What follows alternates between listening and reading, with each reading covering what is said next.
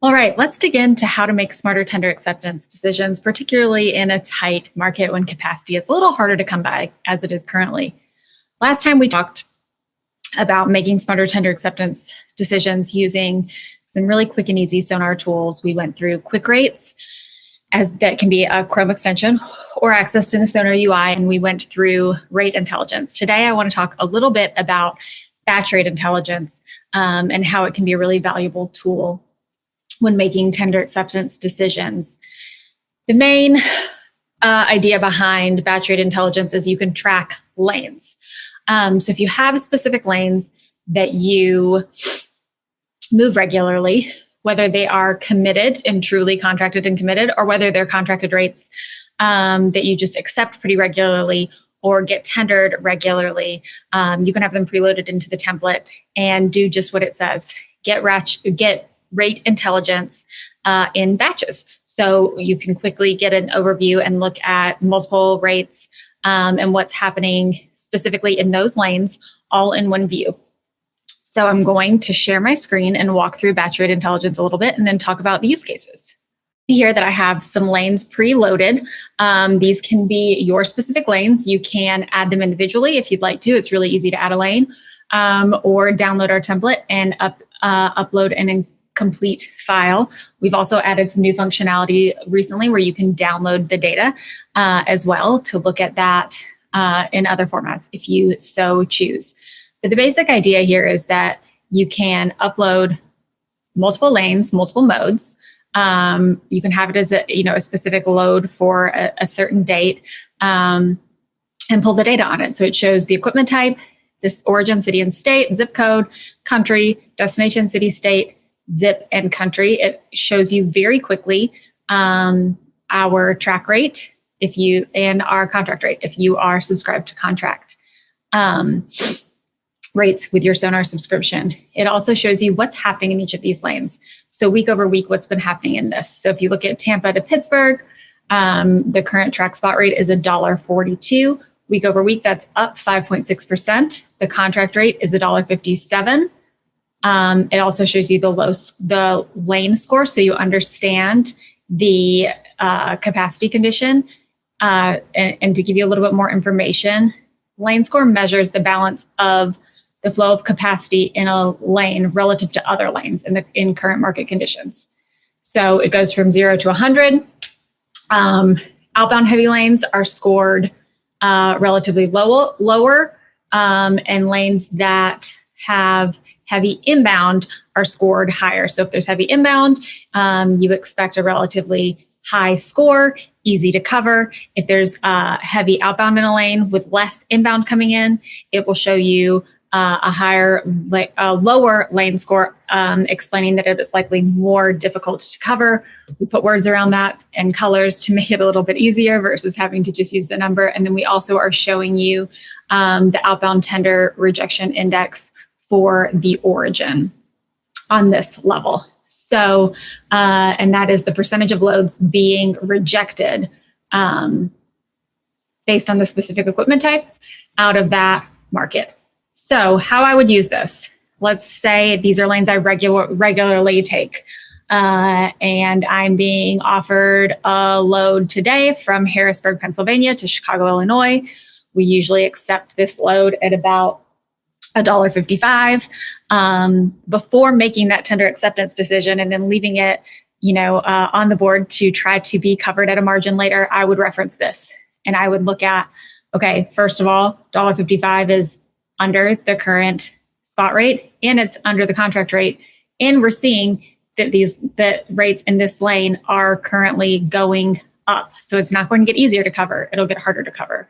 The lane score is in about the middle because Harrisburg is relatively balanced. Obviously, we know Chicago is a good market to go into, and OTRI is 4%. So not a ton of tender rejections out of Harrisburg. However, that rate's under market. Similarly, if I'm looking at something from, let's say, we'll just pick the one above it, Charlotte to Houston, I got offered this load at, let's say, $2.01 a mile, $2.05 a mile, $1.99 a mile, anywhere in that range.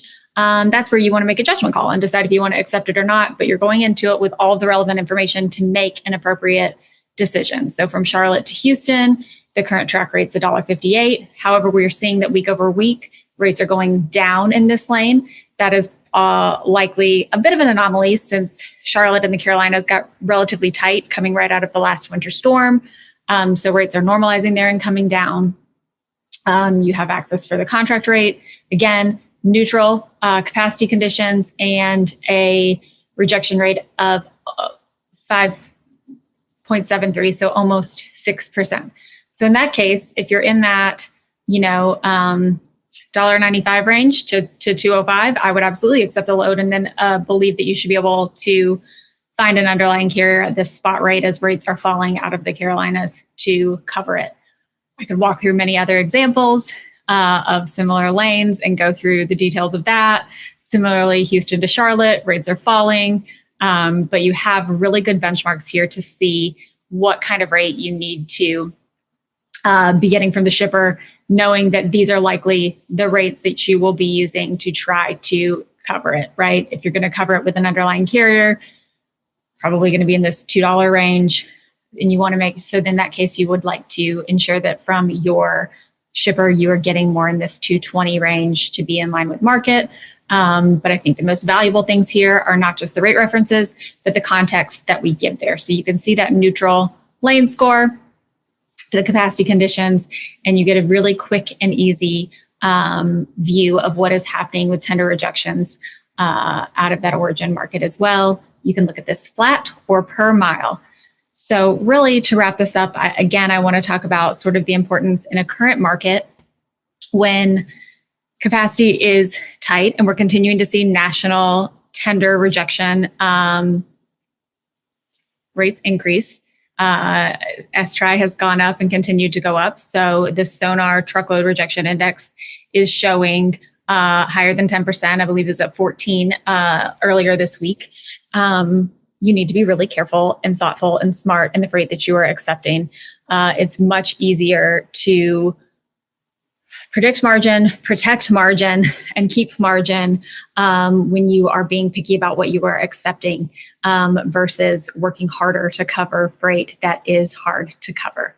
Don't take it if you can't make money on it and you're not committed to it and don't have to. And if you are committed to it, using this batch rate intelligence tool to look at those lanes that you're moving regularly, that you are committed to, and constantly review those so that you can inform your take decisions on a more macro level as well is really important. So if you think about, your top 10, top 20, top 35 lanes that you move regularly, that you may have commitments on, whether you're accepting those via EDI, whether you have a person accepting those and working in tender acceptance screen, or whether you have auto EDI tender acceptance set up, using this batch rate intelligence to think about if you should change those thresholds for what should be accepted versus what shouldn't.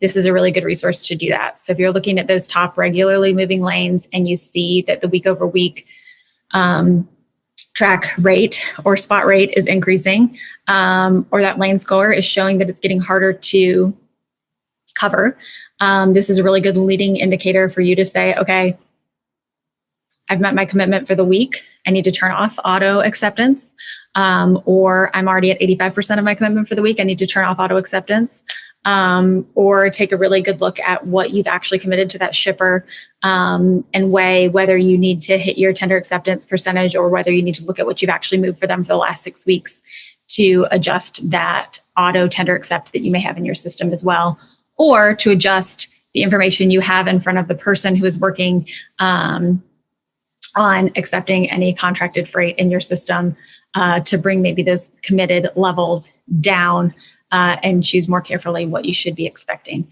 So again, batch rate intelligence can be a really great tool to use, not just when you are working to cover freight, but also use to inform yourself before you accept freight. The one other thing that I think is important that we could think about and look at in a little bit more detail is SONAR's coverage guide. It also, to me, is incredibly valuable, not for just the rate data that it provides you, but significantly more important for the context around what is happening in the market and a quick and easy way to understand how difficult it may be to cover a lane. The initial use case for Coverage Guide is to truly show all of the freight that you already have on your board to help brokers prioritize their day and which loads they're covering first based on difficulties. So if it's going to be a hard lane to cover, has a high difficulty score in a market that is tight and already and showing that it's continuing to tighten, where track spot rates are increasing, those are what your brokers should be covering first to try to protect margin and maybe take a loss early in the day versus taking a significantly larger loss later in the day. And also to anticipate loads that they may want to keep a quick, a second look at or track a little bit more closely to ensure that they don't have fall offs later in the day. What I like about Coverage Guide, again, is the context that it gives you. If you wanted to use this in a different way, you could manually add loads here to look at what they would look like before you accept them, and then take them off of your board based on if you do accept them or if you don't. I'll do a quick share because I think the important thing here, again, is just the context that is provided specific lane. So looking at our Coverage Guide, these are sample loads that would already be on your load board to cover, sorted by difficulty score, with 9 being the most difficult and 1 being the least difficult, knowing that these most difficult ones you're going to want to cover as quickly as possible. So in this example, we have quite a few 9s. If we look at Chicago to Dallas, we can see that the spot rate is going up week over week, almost 5%. The current rejection rate out of Chicago is 14.4, again, relatively high. You can see that in all of these, so you could sort by that as well to understand which markets are seeing the most rejections. And then it gives you a really quick and good overview of what's happening in the market. Chicago is currently tight and is continuing to tighten, a difficulty score of 9. And then my favorite part here that can be used for loads you've actually already booked is this guidance for the actual broker when they're covering it. Act now, capacity is extremely tight, competition is rising, expect disruptions. And that goes all the way down to showing a little bit, less difficult loads, saying plan ahead because this market is tightening. Or in this case, a loosening market, there's high margin opportunities. So capacity is easing. So you want to push rates down before covering them. All of this context and all of the really, brokerage guidance, again, can also be used when you're thinking about what you're going to accept. So when you think about the customer side of the equation, and what it will then mean downstream for the coverage side of the equation. So 2 more examples of some quick and easy SONAR tools that should really and can really help make smarter tender acceptance decisions to really maximize margin as much as possible in this tightening market. Hope this was helpful. Thank you.